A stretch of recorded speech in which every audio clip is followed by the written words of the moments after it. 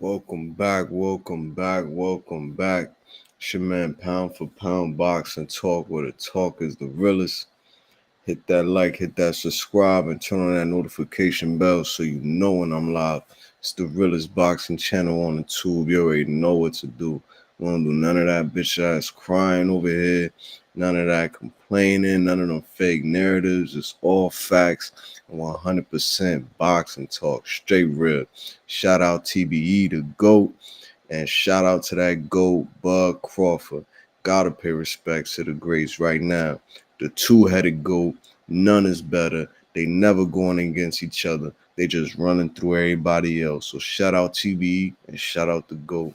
Other than that, let me go ahead and run that intro for y'all right now. P4P Boxing Talk. Unbiased boxing channel.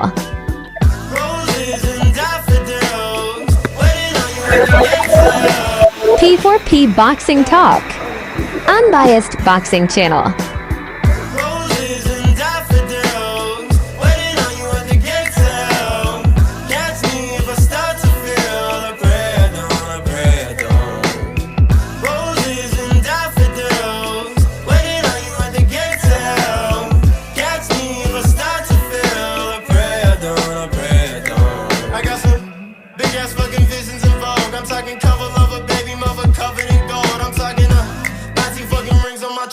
I got ice and different income that nobody can see.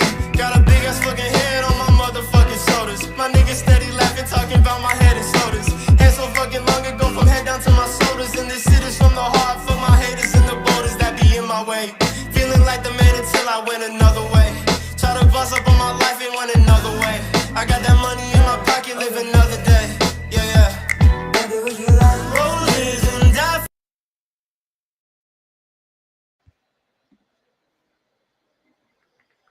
Welcome back, welcome back, welcome back. Once again, it's Pound for Pound Boxing Talk. You already know the talk is the realest. Y'all see what's in the title, man. I ain't even gotta say too much. I was gonna play this Keith Thurman interview. Matter of fact, I might as well just go ahead and run it. But first, let me just touch on this first. Let me just touch on this before I run this. I gotta get this off my mind and then I'll let this run. Boots is definitely the next number one pound for pound fighter in the world. Oh my God, pound for pound, why you say that? He ain't fight nobody. He ain't do this. He 30 plus fights with nobody on his resume. What did he do? What is this? Look at his resume. Who he fought. Look at his resume. Who did he fight? How many belts does he have? Look at his resume. All of that shit. Bring it, bring it, bring it, bring it. Because I heard it once. I heard it twice. Now I'm hearing it thrice. It's the same shit y'all was saying about Floyd Mayweather, who fought fucking everybody, but somehow he picked the choose, and this person was old, this person was young, this person was sick, this person was good, this person was this person was that, this one just got beat, this one won 3 times in a row. All that shit cleaned up everybody. Bud Crawford, he ain't fight nobody. He too small. He ain't fight nobody. Who did he beat? Who's Ricky Burns? He ain't really do none. He fighting EJ, the eye collector, bone collector. Go in there and watch Errol Spence. Errol Spence is old. Excuses. He too small. Errol Spence was broken. Kell Brook was broken. Sean Porter's out the door. This one was this one. Who's Ricky Burns? This one was this. This one was that. Same shit all over. But the only difference is that Boots don't have those names yet. All it is he ain't fight nobody. Look at his resume. He ain't fight nobody. Look at his resume.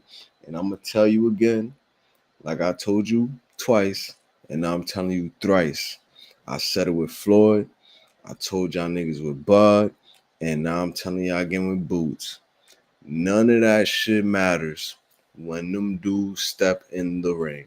I promise you. So I'm gonna just give you a little. I'm gonna give it surface level. I'm not gonna go deep right now because for me it's still early. I'm 5 minutes in. I'm gonna just touch on the topics, play this interview, and then I'm gonna run through it again a little later. He's next number one. Nobody from 147 pounds to 168 pounds is beating him except Bud Crawford, and that fight ain't never happening because Bud is on his way out. He about to be fucking 40 in 2 years. Even if he fight 3 times, Boots is gonna be still working at 154, maybe even 160. He's not even ready for that yet. So that fight is never gonna happen, no matter how much y'all hurt Spence fans want want Boots to go in there and hurt Bud so bad, and please somebody beat Bud because he beat the hell out of my favorite fish. It's not gonna happen. I'm sorry to tell you. He targets Vergil Ortiz. Yes, he called Vergil Ortiz out numerous times. His promoter called him out numerous times. They trying to make that next. And what was the other shit I got up here? Let me see. And fans is upset about the first round TKO. I never heard so many people upset on the internet, calling in shows and all of this, crying about a nigga getting a first round TKO against somebody they say nobody.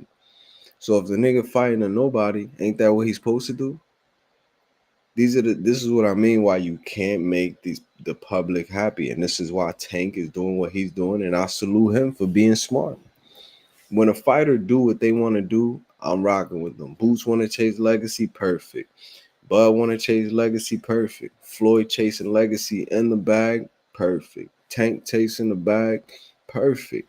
Because at the end of the day, nobody cares what y'all people behind this computer screen is talking about, because all of y'all are A, followers, second, don't know shit about boxing, and third and most importantly, don't know nothing about what the fuck you talking about. You just following what everybody else say and going with what you think.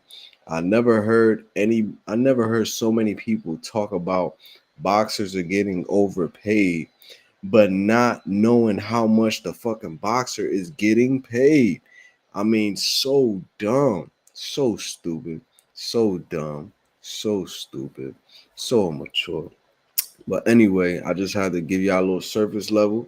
Now, I'm going to play this Keith Thurman because he reacted to it. And I'm going to touch on it in a little bit, but I'm going to just let this ride just to so I get some content on. This is on Fight Hub TV. Shout out to you. Marcos, I think his name is. Y'all can watch it there, but I'm going to play the audio here.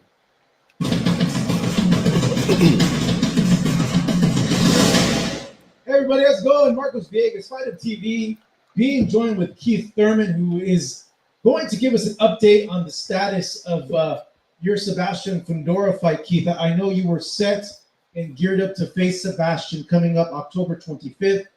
News came out, I want to say last Friday, that he had a hand contusion, a hand injury. Now I'm seeing a few dates possibly for this fight. Let me know what exactly is the status. It is going to happen in January, correct? Yeah, the pushback is over until January. And okay, so we got the news. So Keith Thurman and Fundora are fighting. They didn't cancel it. They just postponed it. They rescheduled it. And now it's in first quarter. Fuck first quarter. It's in the first month. It's in January. So we got it back, y'all. We got it back. I can't wait to see that fight. That's going to be a great fight to bring in the New Year's. Thank you, PBC. Thank you, Keith Thurman. Thank you, Fundora. You know, it's their job to figure out what weekend. And I'm pretty sure we will all be updated as soon as, they lock in those details. Have you been given a date? Just late July rumors. Okay, because I saw that maybe they might pair it up with the Pacquiao versus Rolly card in Vegas, the one that's been talked about for a bit. Did you hear about that? I mean, it sounds plausible. Fighters' jobs are to fight. Promoters' jobs are to promote, and you have schedulings and things that they are wanting to do, planning on doing, and it sounds realistic, man. If the puzzle pieces fit, we can make it happen, and we can have a great show. So, like I said, man, that's up to them and how they want to get this done. If they're able to do back-to-back cards, in Vegas or not. That's up to the promoters. So we'll see. How are you feeling with this news, Keith? And man, been here, done that before, man. So the last time I had a pushback for the historians, you know what I'm saying? It was back in, I believe, 2016, Sean Porter. So I had whiplash. So again, he said that it's rescheduled to January. So now we got a date, y'all. We got a date, January. Sounds plausible, Fighters' jobs are to fight, promoters' jobs are to promote. And, you have schedulings and things that they are wanting to do, planning on doing. And it sounds realistic, man. If the puzzle pieces fit, we can make it happen and we can have a great show. Wait. Make what happen? Is the status? It is going to happen in January, correct? The pushback is over till January. And, it's their job to figure out what weekend. And I'm pretty sure we will all be updated as soon as, they lock in those details. Have you been given a date? January. Just late July rumors. Okay, because I saw that maybe they might pair it up with the Pacquiao versus Rolly card in Vegas, the one that's been talked about for a bit. Did you hear about that? I mean, it sounds plausible. Fighters' jobs are to fight. Promoters' jobs are to promote. And Pacquiao you have schedulings and things that they are wanting to do, planning on doing. And it sounds realistic, man. If the puzzle pieces fit, we can make it happen and we can have a great show. So if we get Pacquiao versus Rolly and Thurman versus Fundora on the same card, oh my goodness. Boxing is just doing so great. Shout out Stephen Canino. Salute to you. Hit that pound for pound boxing talk where the talk is the realest. Hit that like, hit that subscribe, and turn on the notification bell so you know when I'm live. It's the realest on YouTube. You already know what to do. Snuff that like button. You heard? Shout out Stephen Canino. He said, I don't see Boots' next pound for pound until he unifies 154. Yeah, for sure. Right. I'm not saying that he's next pound for pound, like he's pound for pound right now, but that's what I mean. He's next pound for pound number one. Like, I don't see nobody else. I mean, people will say, Usyk, they'll say a new way, and I would give Usyk that, but to me, like, I don't just go with what everybody else go with, bro. And I feel it's what you're saying, and I agree. Like, that's what I mean. Is he gonna be the next? Because I feel like, with all the smoke, he's at the division with the most smoke, and the belts are spread out. You feel what I'm saying? So being that he's at the division with the most smoke, I see him unifying that. That's where he's at right now. His next fight should be a big fight. Vergil, Fundora, whoever. He got a bunch of names, Charlo. So that's what I mean by next. And for sure, I agree with that. But when I say next number one, again, people will say Usyk, people will say a new way. I don't follow what everybody else talk about. Everybody else is big on the belts, big on it. Like, the belts is cool, yes. But if he goes in there and fucks up when washes Charlo for no belt, I'm going to give him props for that. Mad props for that. If he goes in there and washes Tim Tszyu for no belt, I'm going to give him mad props for that. If he go up there and wash Fundora and Fundora has no belt, what I'm saying is regardless if the person has a belt or not, I don't care about that. My thing to me is, who are you fighting? Who are you fighting? If he fought Zab Judah when he ain't had no belt, I don't care. He fought Zab. You feel what I'm saying?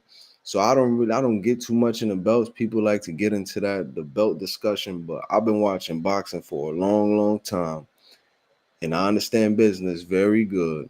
And I understand that belts is politics. We seen Devin Haney become undisputed in one fight. He got the WBC belt, elevated, was defending it, became undisputed in one fight. Terrence Crawford went to 147. He got a belt from Jeff Horn. His next fight, he was not his next fight, but he got undisputed in one fight because he got the match with Earl Spence. Like certain people get these opportunities, certain people don't. So it don't matter if they snuck their way around, if the sanctioning body was ranking them. However, I'm not a belt dude, bro. I'm a fight dude. You feel what I'm saying? So whether he unifies or not, that'll make a case for like the fake hardcore fans that just care so much about belts. But I care about the fights and the fighters. The belts is cool. Right now, they promoting the hell out of the Ring magazine. That's the only one that counts, I guess, nowadays. The other sanctioning bodies don't. Or if you a super champion, then that counts. But if you a franchise which supersedes the super, then that doesn't count. And if you a interim or that, like, it's stupid. I care about the fights and the fighters. If Boots go in there and cleans all of them dudes out and doesn't win a belt, I must tell you he's the best at that division over a dude who has all the belts. I'm sorry. And most importantly, the skill. What I'm seeing from this dude, I don't see nobody again from 147 to 168 beating Boots except Bud. But I'm going to leave Bud out because Bud is, of course, he's on the way out. And that's never going to happen. So I don't see nobody beating him. So, of course, I'm telling you, he's next.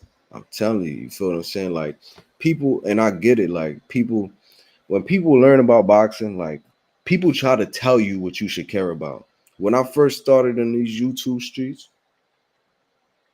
and this is why I made my channel, people try to tell you what's important in the sport, right? They try to tell you, like, nah, you shouldn't like this fight, bro. You should like this one because there's this belt on the line and the ring. And whoever wins the ring is the real champ. So you should care about this fight. And you like, nah, I think that him versus Vergil is a tougher fight. Nah, but fuck that. Ain't no belt on the line in that one.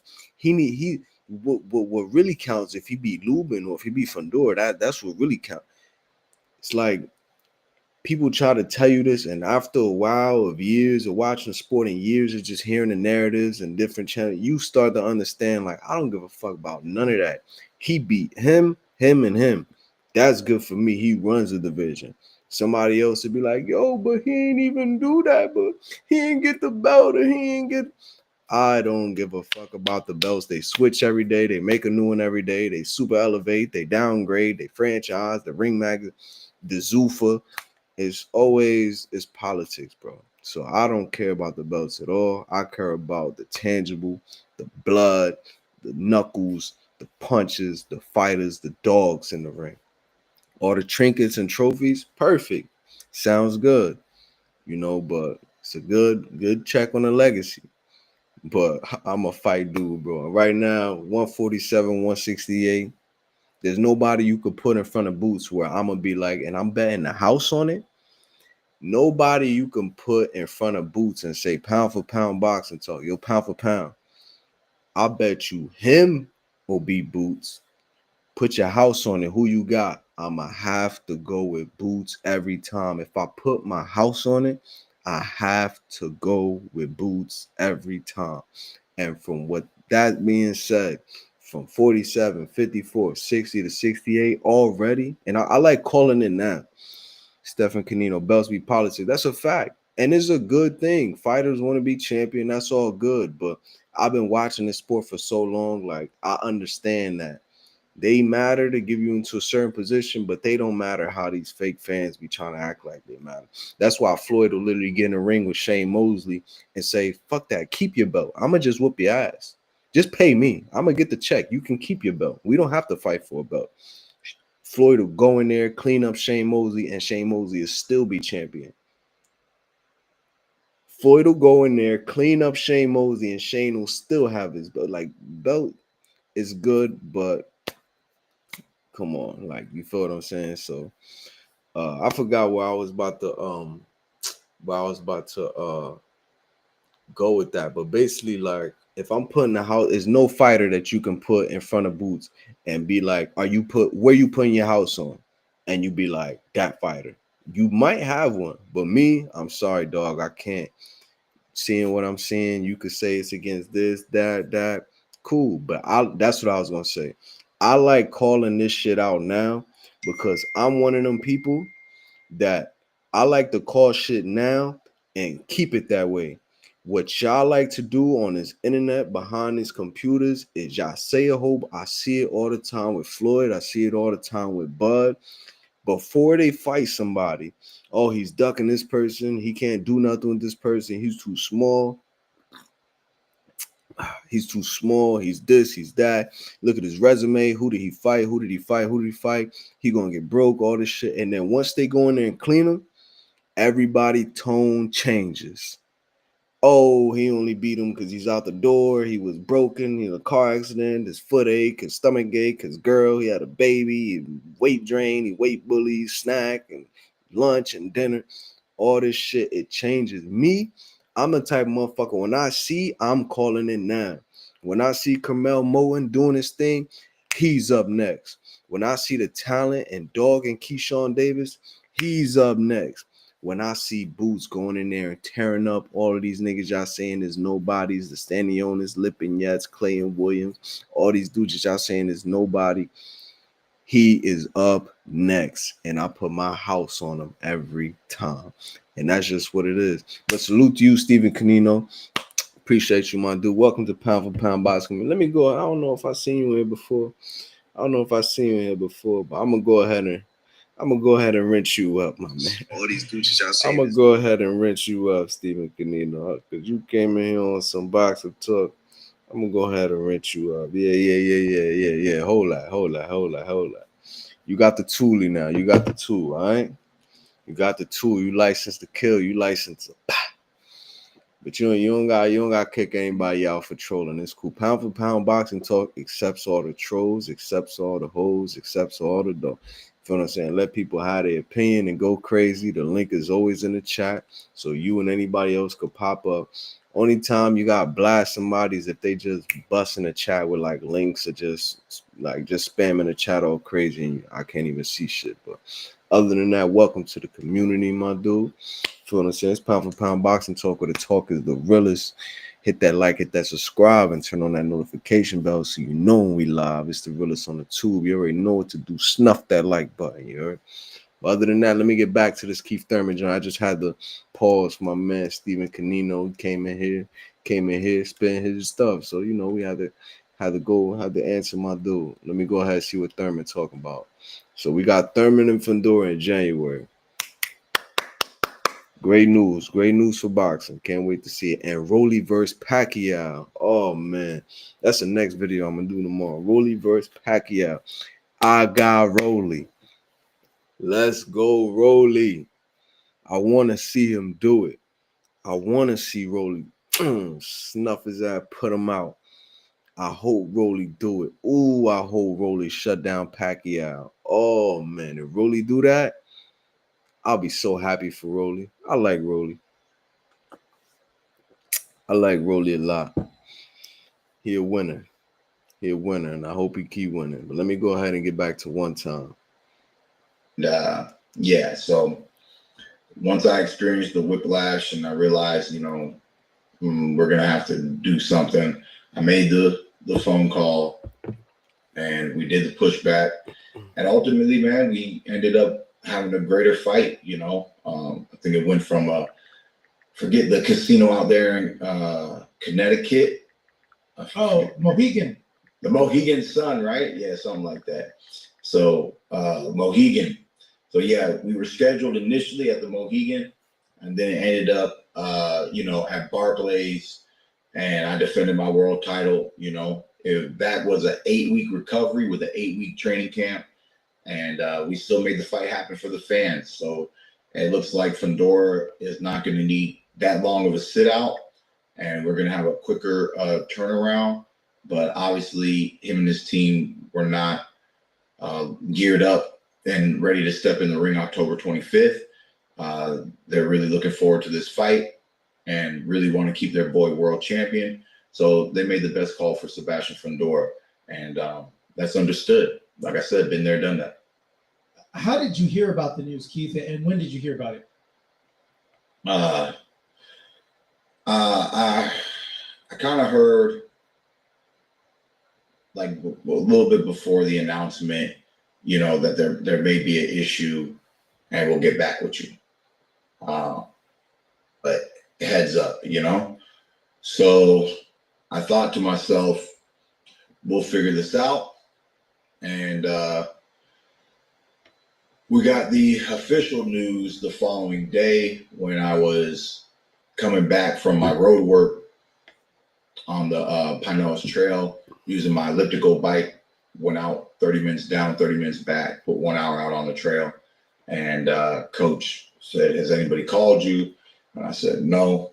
And then he told me, you know, few phone calls, Ring Magazine's article, and, you know, we just,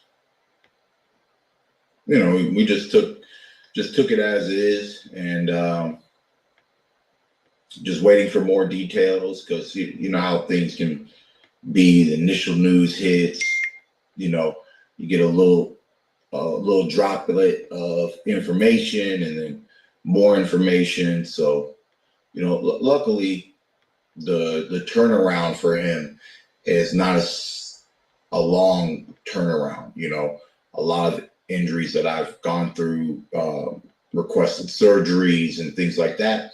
So luckily for him, he's not looking at anything that severe, and let's just see what happens. You know,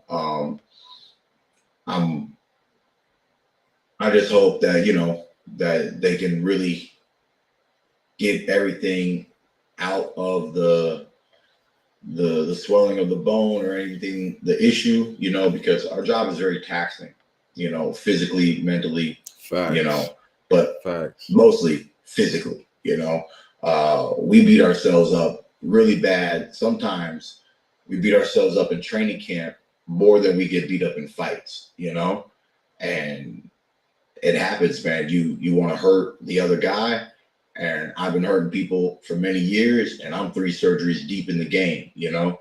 So sometimes the effort of exuding damage unto others, you end up accumulating damage unto oneself. So Facts. yeah, man, we'll see. I just hope that, you know, he's able to get back and do a solid, you know, whatever their training camp is going to be, average minimum 8 weeks of tough training, you know, so whatever the recovery is, and then is he really going to be able to go back into intensive training and not re-injure himself once he's going back to work, you know, putting those hands to the test. So yeah, just hopefully for him and his team, everything works out and we can make this fight happen for the fans. I'm still optimistic about it. It sounds like they want it, and that's good. That's good enough for me. Yeah, I was going to ask you about that. If you were still optimistic that the fight with him is going to happen, or is there, you know, some doubts that this fight happens come January? I mean, as long as this information is valid as is, you know, and it's not a, you know, truly severe injury.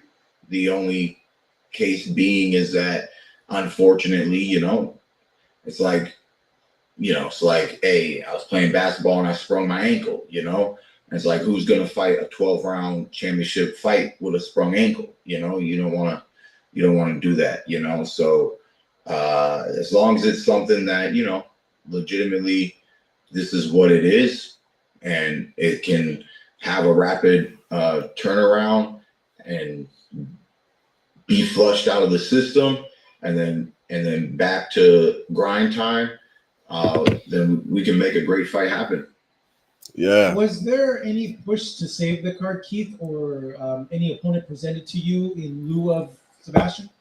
No, it doesn't seem like it for this event, unfortunately. You know, the undercard, we got several different weight classes. You know, there's just nothing. You know, this is the WBC world title. You know, I'm not the current champion. It cannot stand with the replacement being a world title shot. So there's several variables on which are clear to me, just from my standpoint, not even with information, just from my standpoint on why the pushback and not really being able to fill in a continuation on some kind of fight date of October 25th. Okay, yeah, because I know Danny has a fight this weekend. I know he's expressed he's wanted a rematch. I was just kind of thinking, like, oh, wait a second, kind of good timing. Like, maybe there could have been a push to, like, get Danny in there as a replacement just so you guys can stay active and busy. Danny's doing a Pharaoh fight in Brooklyn, baby. He was not happy with his last performance, and he does not want that rematch before he ends his career. He's just doing a farewell Brooklyn. He's putting on his Danny Garcia. I used to like Danny Garcia, but I don't know, like he just fell off. And that last fight with Laura, it's just like he just gave up. Like I don't see the spirit in him no more. Like he just like gave up. And now they said that they canceled the fight with Fandora, they rescheduled it, and they was trying to get Danny in there. And Danny was like, I'm not doing it. Like he didn't want the rematch. He didn't want to get no get back or nothing. So it's like, I don't know, man. I think Danny's done. Good career though. But I think he's just done at the top level. Promoter's hat. And, he's just promoting his last show and just, really doing everything on the promotional side more by himself and using his connections out there with the long-standing he had out there in Brooklyn and the Barclays. And he's just doing one for the fans. Got a lot of good names and fighters on, the undercard for the Brooklyn people, So he's just trying to have a good night, fun night of boxing, probably put the last W on his career and just wave the fans goodbye, So, best of luck to our former champion, Danny Garcia. With that, then, Keith, you keep training? Do you take a break for a few weeks and then start up camp again? Like, what happens now? Yeah, just a little bit of family time this week, and then right back at it. So you just got to go with the flow of life, and I got a funny Florida saying. I don't check the weather, man. I go outside, look up, and check the weather, man. There's a chance of Keith rain Thurman always, he's funny as you just never know what you're gonna get, So with this happening, just taking a few days off. I don't check the weather, man. I just go outside, look at the sky, and check the weather, man. Wife got a birthday tomorrow, man. So we're just gonna spend some quality time as a family, and then I'll be back in the gym before even Monday this week, but I'm just gonna let this time be and take a few days to. It looked like he got a black eye in this interview. It looked like he had some rough ass sparring. He probably said, "Fuck it, I've been training this hard. Somebody throwing the 8-ounce gloves and we taking the helmet off. I need to get 3 people in the ring." Because he got shiners on both sides of his face, a bruise on the top of his eyebrow. The bags under his eye look like, he just woke up, whatever, but he definitely got hit on the left side and the right side of his face. Definitely. Them boys was getting in the gym. He probably took the headgear off and said, fuck it, because I even see a mark on the top of his eyebrow. He probably was just upset. Shit, I would do the same shit too. If I'm going through all of that, making weight and all that for a fight coming up, and then it get rescheduled, shit, I'm like, well, somebody gonna get this work. A couple people gonna get this work, so I can get the steam out, and all right, it went somewhere, and then we back in the gym. You feel what I'm saying? That's what it looked like. That nigga had some rough ass sparring. spend time with my girls and give them a little bit more of quality daddy time. And yeah, just be a family man before we got to go back into the grind. Yeah, And then initially, I'm going to be doing 1-a-days until we get closer. About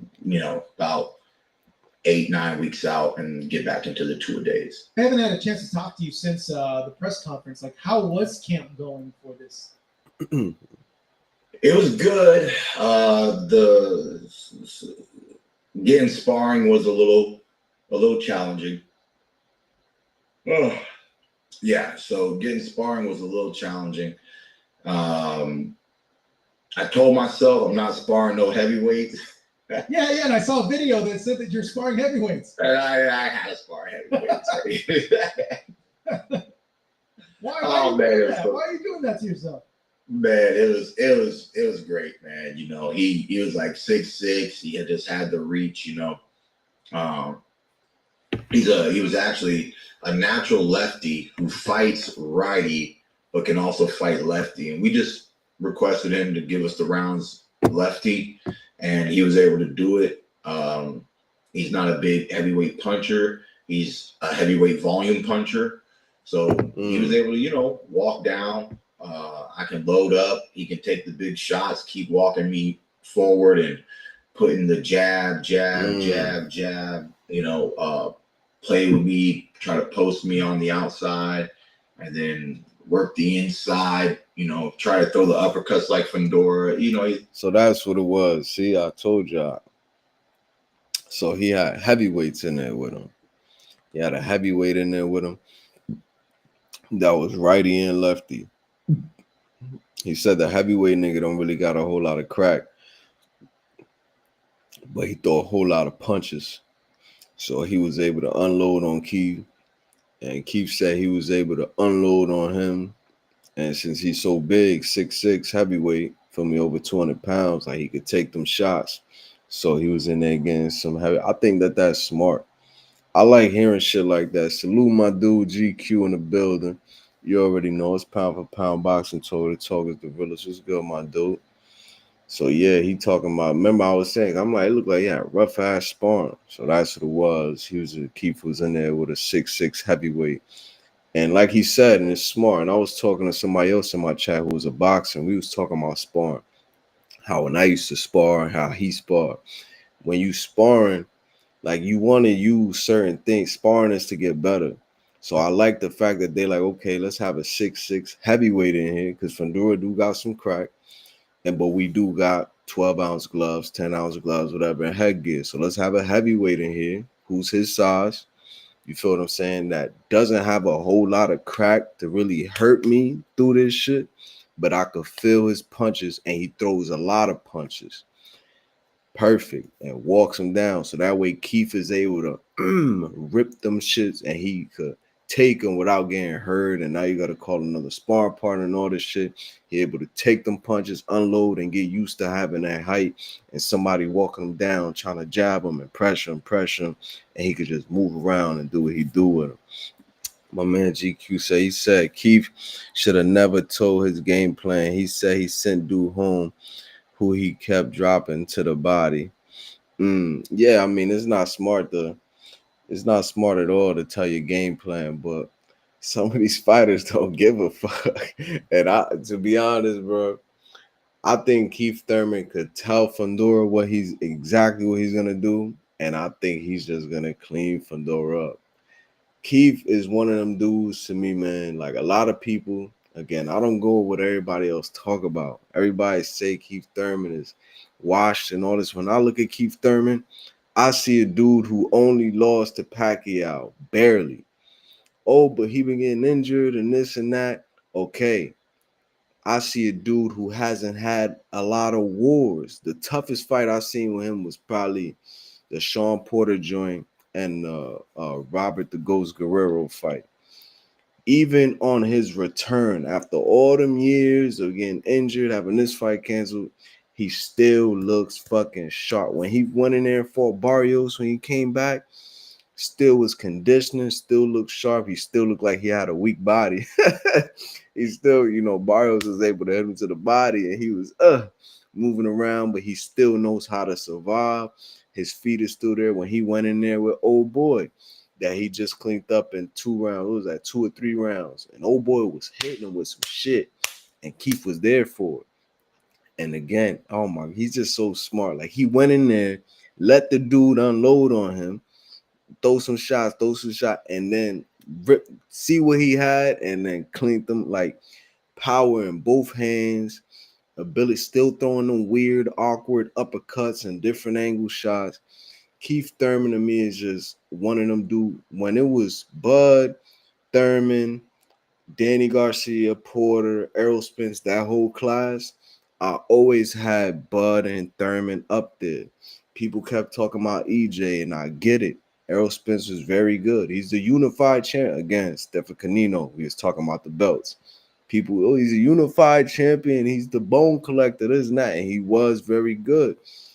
But I always said his style is like he's too straight up and down and just a workhorse. He come forward and beat on you.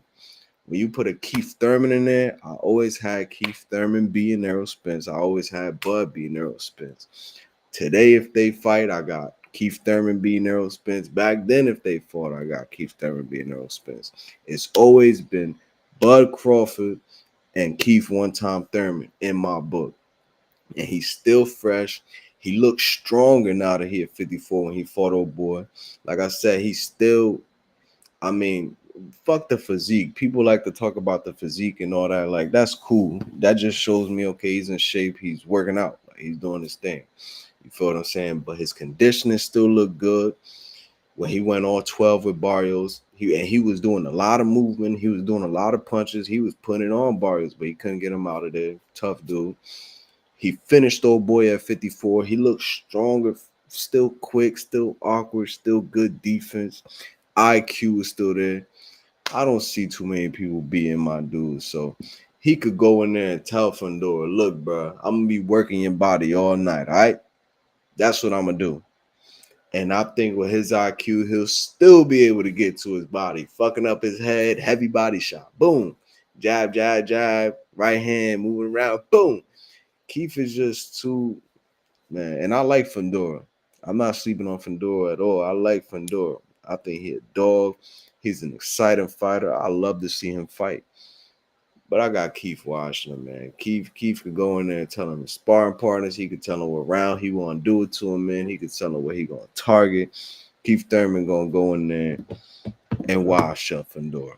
And I'm putting some bread on that for sure. But let me go ahead, salute the GQ in the chat. Let me go ahead and continue with the interview. But I knew he had some rough sparring because, like I said, you could see his left eye bruised up, black eye, eyebrow, feel me, even the right side of his face. But that's good. That's very good.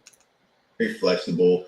He worked according to our request, did his best, and it was good. It was good stuff. It was challenging, but it was good stuff. And then, especially since we also got in some other rounds with some other people. The amateur. Let me get some more tea. I'll be right back. I get some more tea. We wanted to work with. We didn't get in the ring once this camp. The other amateur was a perfect kid, perfect size. I don't know what he was on day one, but he ended up getting dropped twice. And I guess he was still attending school. He couldn't commit to camp, which I wish his father would have emphasized earlier. We could have requested like some weekend work, but after being dropped with some body shots, I don't think the young blood was too interested in redeeming himself, which was a little unfortunate because he was highly recommended, like as far as like, just good work, been given a lot of grown men, 18 years old, but been giving a lot of people some great work. But I guess his head wasn't in it for right now. Maybe he's going through that transition, about to finish high school, figuring out what he's going to do at college or boxing, or seemed like a good kid. I did walk out of the ring one day with these I'm back. two synchronized shiners there. See? That was a little talking about interesting. And I was wondering how that happened, because I don't care about being marked up. The problem was the synchronicity. It was like they're too in place, you know. So I realized it's actually caused by my headgear, and I'm definitely probably going to get a new headgear. It's the cheek pads, you know, the positioning of the cheek pads, and then as they got hit, I just think they found a way to pinch me on both sides, you know. My life is Fight Club, people. For those who remember the notorious Fight Club, baby, we used to walking around with some abrasions on our face, little black guy, go walk into your local shopping center and get some milk and eggs and just smile. You having a good day? I'm having a good day, my man. How you doing? You know? They like, you sure you having a good day? My day's fabulous. Don't worry about me. You know? Yeah, I can't wait for Keith Thurman to keep coming back in this motherfucker, man. Did you happen to see that fight, Keith? Oh, he about to talk about the thing. Nah. I mean, I did see the first round knockout. So, yeah. I mean, I technically I saw the fight. Yeah. I didn't see it live. Hold up. You know, I think that's what you get when you pick your tune-ups, you know. I don't know who he fought, and I mean I know I don't know a lot of people because I'm a family man and I'm not doing a lot of reporter analytical work these days. But I know a lot of people who didn't know who he fought, so that reassured me that I'm not the only one. But Boots is Boots, man. You know, he smelled blood in the first round and he handled it. You know, I mean, he was coming out nice and calm. The kid just couldn't weather the storm. I mean, once it went downhill, you know, it goes downhill quick, you know. Mm-hmm. So that's the one thing about Boots is, you know, he is a good finisher. You know, if he can get you in that danger zone, you know, he's fast, he's athletic. But yeah, I mean, he's definitely looking strong at 54, and he's definitely going to be a threat for anybody. I think Charlo called him out and different things. Yup, and he called Charlo out, and I want to see that fight. Talent at 154. I want to see that fight before you want to crown yourself king with one, you know, first round knockout with a hand-picked opponent. You know, there's some good talent at 154. So you handle the business up against a more solid opponent like the winner of Vergil, Lubin, or get Charlo on his comeback fight. He's been very eager. You were with me in Vegas when I had my spat off with Charlo. He was talking about his six-pack. He's saying he's been in the gym, been ready, waiting for contracts. So let's see, man. Let's see what Eddie Hearns and, you know, Bruce end up doing together. You know, what I do like, though, is how Eddie Hearns backs his fighter, hypes his fighter. And, you know, what else do you want for an appearance at 154? You know, I went to Australia for my first appearance. Got a third round stoppage. You know, third round. That's what it was. I rocked the kid in round one, but he's been stopped in round one. So I figured if I'm not the only one to do it, it's not that impressive. And I wanted to put on a little bit more of a show. I was actually trying to get a few more rounds out of him anyways, you know, but when the window opened up in the third round for the second time, I was like, well, let's just put our foot on the gas and, you know, go for it this time. And I was able to close the show on round 3. But yeah, so Boots, man, you know, new 154 threat. Do you see him as a future potential opponent, Keith? I've always seen him as a future potential opponent, you know. Let's get it. I wish, you know, when he was with PBC, I wish there was a little bit more transparency. How so? I heard his name come up for once for the first time in my career, right? Like sometimes they're like, well, what about this guy? If I've never even heard in negotiations for my upcoming fights, then it's not even on the table. So the first time I heard Boots Ennis's name hit the table, you know, they gave me 3 options. I had a simple conversation. I said, you give me one of these two guys, and then you throw me Boots. If you want Thurman Boots, all you got to say is, Keith, the best fight we got for you right now, the best thing we can do for you, and almost the only thing we can do for you, unless if you really don't want it, you know, is Boots Ennis. You want it or not?